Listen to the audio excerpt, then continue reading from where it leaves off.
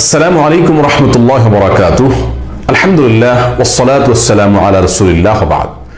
সুপ্রিয় দর্শক শ্রোতা ভাই বোনেরা, আমাদের জীবনের যে কোনো গুরুত্বপূর্ণ কাজে, যে কোনো গুরুত্বপূর্ণ সিদ্ধান্তে আমরা যদি চূড়ান্তভাবে সফলতা নিশ্চিত করতে চাই, তাহলে দুটি কাজ করতে হবে।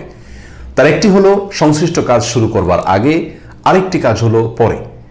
যে কোনো কাজ শুরু করার আগে একজন মুমিন আল্লাহ সুবহানাহু ওয়া তাআলার প্রতি পরিপূর্ণ আস্থা, পরিপূর্ণ ভরসা এবং তাওয়াক্কুল যদি করেন, তাহলে তিনি সে কাজে চূড়ান্তভাবে সফল কাম হবেন। আল্লাহ সুবহানাহু ওয়া তাআলা কোরআনে কারীমে বলেছেন, ফাইজা আযামতা ফাতাওয়াক্কাল আলাল্লাহ। যদি কোনো কাজ করার ব্যাপারে তুমি ভেবে চিন্তে সিদ্ধান্ত গ্রহণ করে থাকো, তাহলে আল্লাহ সুবহানাহু ওয়া তাআলার প্রতি ভরসা করো, আস্থা রাখো, তার প্রতি ন্যস্ত করো তোমার সংশ্লিষ্ট কাজের সফলতাকে। অন্য আয়াতে তিনি বলেছেন, ওমান ইয়াতাওয়াক্কাল আলাল্লাহ ফাহুয়া হাসবুহ। যে ব্যক্তি আল্লাহর প্রতি ভরসা করবে, তাওয়াক্কুল করবে, আল্লাহ তার জন্য যথেষ্ট হয়ে যাবেন। আর আল্লাহর যার জন্য যথেষ্ট হয়ে যান, সে ব্যক্তি কখনো ব্যর্থ হতে পারে না।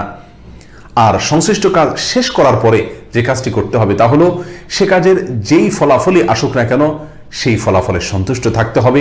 আল্লাহর ফয়সালায়, আল্লাহর সিদ্ধান্তে, আল্লাহর কাজার উপরে সম্পূর্ণরূপে যখন বান্দা রাজি থাকবে, সন্তুষ্ট থাকবে, আল্লাহ সুবহানাহু ওয়া তাআলা তাকে ওই কাজের উত্তম থেকে উত্তম পরিণাম দেখাবেন এবং সে দেখতে পাবে কিভাবে সে সৌভাগ্য অর্জন করছে।